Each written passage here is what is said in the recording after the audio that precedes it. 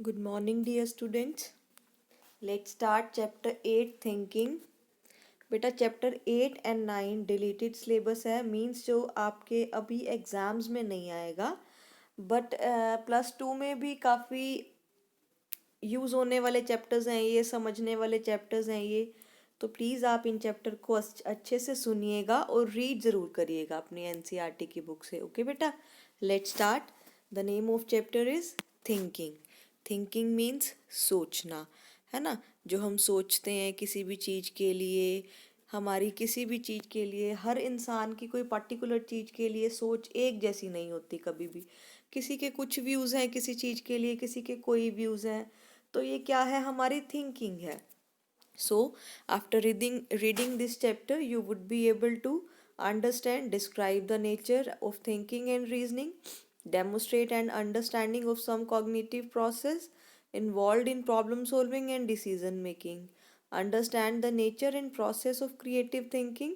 and learn ways of enhancing it understand the relationship between language and thought and describe the process of language development and its use.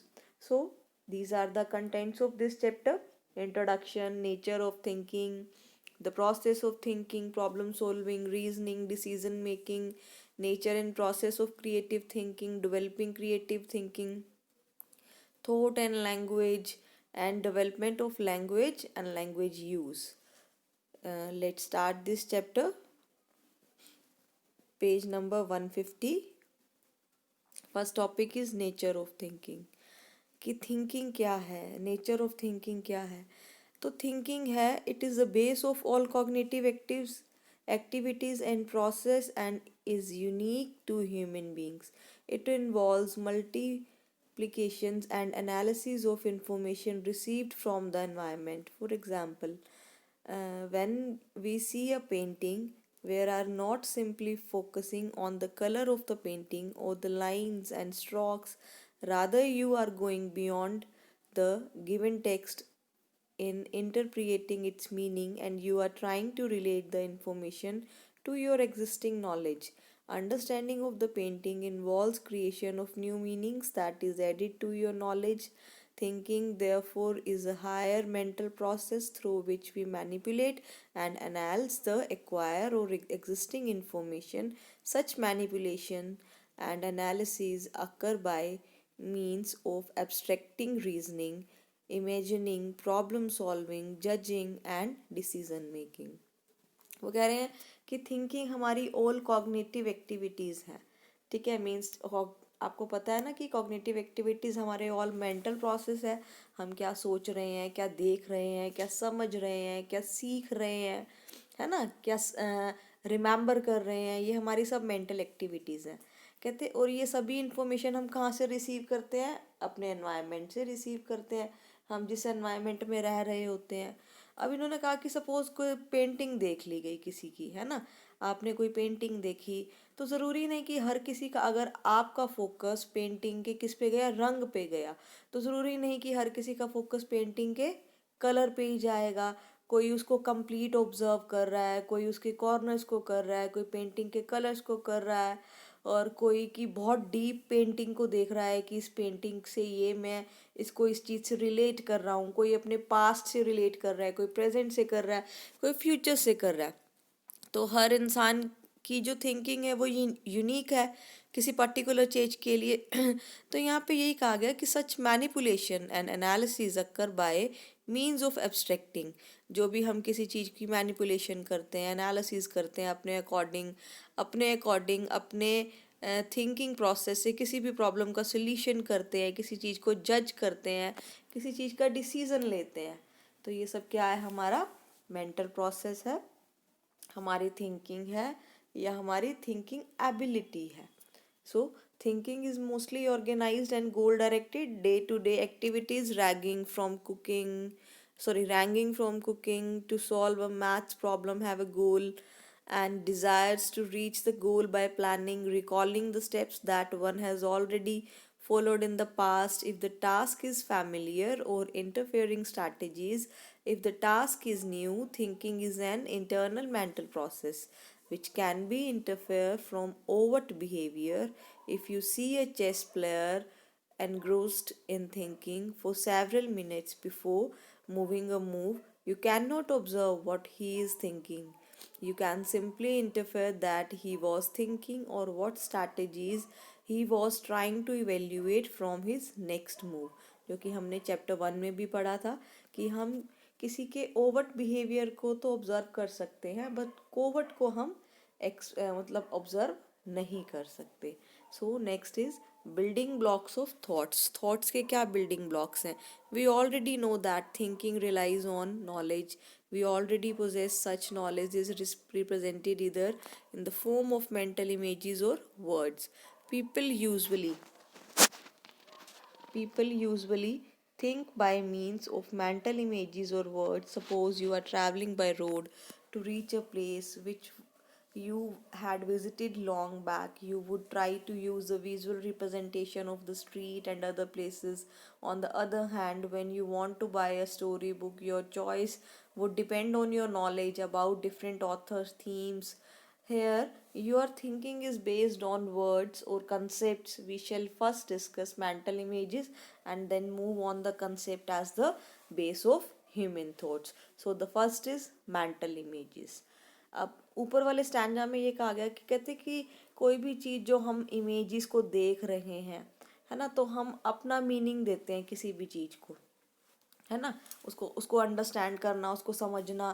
कहते कि suppose आप travel कर रहे हो तो वहाँ पे आपकी विजुअल रिप्रेजेंटेशन रहती है कि आप स्ट्रीट को देखना, यहाँ वहाँ देखना, या फिर ऑन द अदर हैंड आप ना किसी आप बुक शॉप पे गए, आपने जिन जिन स्टोरीज का नाम सुना होगा आप उन्हीं स्टोरीज के नाम लेके बुक सेलर से बुक्स मांगोगे, है ना. जिस चीज़ों के बारे में आपको पता ही नहीं आप उसको किस तरीके से इमेजिन कर सकते हो? नहीं कर सकते ना. जैसे अब छोटे बच्चे हैं, छोटे बच्चे क्या मोटिवेशनल बुक्स का नाम बता पाएंगे? नहीं बता पाएंगे. वो फेयरीज की बुक्स ही देखेंगे, है ना, या फिर बैटमैन की हो गई, है ना, एंग्री मैन की हो गई, एंग्री बर्ड्स हो गई, क्योंकि उन लोगों को उसी के बारे में बताया गया और समझाया गया. तो वो मेंटल इमेजेस भी उनकी जो है वही बनेंगी. सो मेंटल इमेज फर्स्ट है mental image. So look at this picture, the girl forming a mental image. वो एक मेंटल इमेज बना रही है कि जैसे कि मैं पेड़ पे खड़ी हूँ, मैं पेड़ के नीचे खड़ी हूँ, पेड़ के ऊपर अगर बिल्ली है, अगर ये बिल्ली मेरे ऊपर गिर गई तो मेरा क्या होगा. तो इस चीज़ को ये इमेजिन कर रही है. Means suppose I asked to you imagine a cat sitting on a tree which it is tail slightly raised and curved. You would most likely try to form a visual image on the whole situation, something similar to what the girl in the picture is, or thinking of another situation where you are asked to imagine yourself standing in front of Taj Mahal and describe what you see. While doing this, you are actually forming a visual image of the event. You are probably trying to see through your mind's eye, just like the way you would see a picture. Why is it useful to draw a map while giving direction to someone? Try to remember your earlier experience in reading a map, remembering the different places, and subsequently locating them in a physical map in your examination. In doing this, you are mostly forming or using mental image.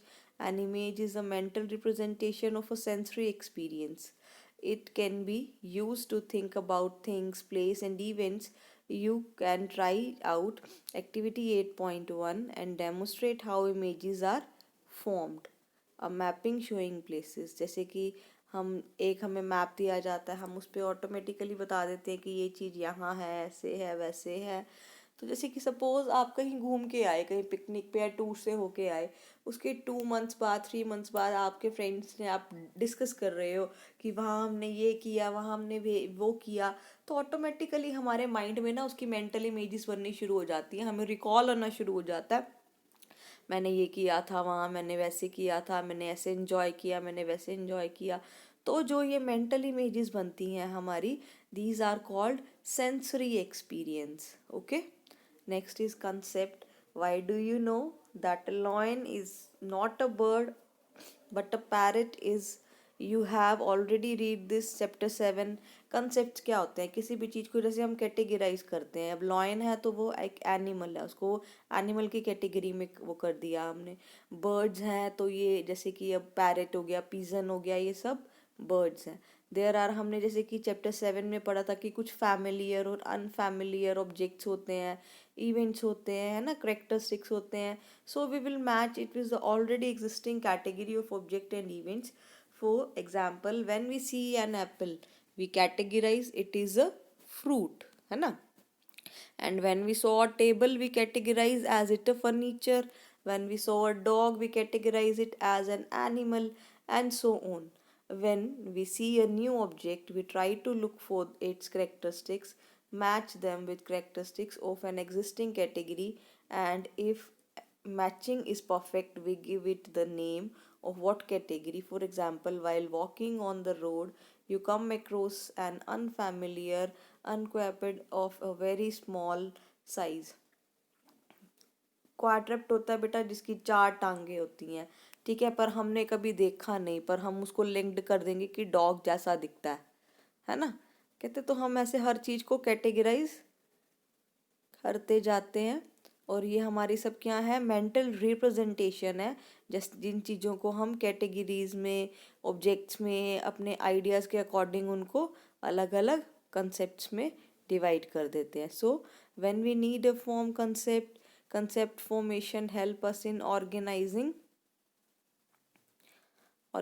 our knowledge, so that whenever we need to assess our knowledge, we can do it with less time or effort. It is something similar to what to do organize our things at home. Children who are very systematic and organized put their things such as books, notebooks, pen, pencil and other accessories in specific places in their cupboard, so that in the morning they do not have to struggle to find a particular book or the geometry box in the library too. You can have been books organized as per subject areas and labeled so that you would be able to find them quickly with less effort. Thus, for making her thought process quick and efficient, we form concept and categorize object and events. You can find out how children form concept by doing activity 8.2.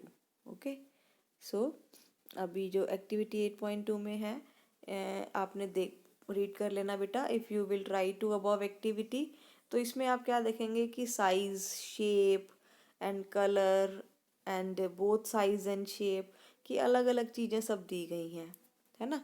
आप इसको read करिएगा कि किस तरीके से हम किसी चीज़ को इंटरलिंक्ड करते हैं, या क्या हमने सीखा. इसके हमने चैप्टर 6 में पढ़ा लर्निंग, कि जो ह्यूमन है वो किस तरीके से किसी चीज़ को जल्दी जल्दी सीख जाता है ना.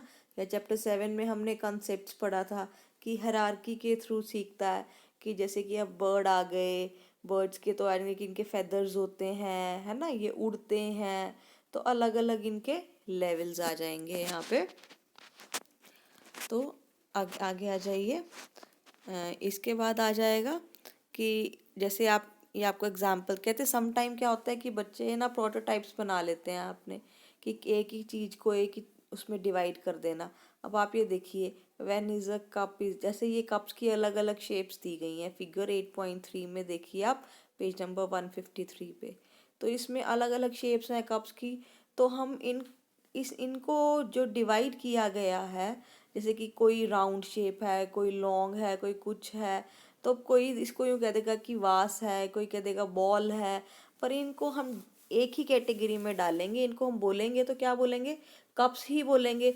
मतलब कोई तो जैसे जूस के लिए यूज़ किया जा रहा है, कोई टी के लिए, कोई मिल्क के लिए, है ना. तो अलग अलग, कोई कॉफ़ी के लिए, इनकी अलग अलग कैटेगरीज में इनको डिवाइड कर दिया गया है. नेक्स्ट टॉपिक है हमारा पेज नंबर 154 पे, द प्रोसेस ऑफ थिंकिंग. ये हम नेक्स्ट लेक्चर में करेंगे बेटा. आज तक हम इतना ही करेंगे अभी. तो आप ये अच्छे से रीड कर लीजिएगा अपनी बुक से. With this, thank you, have a nice day.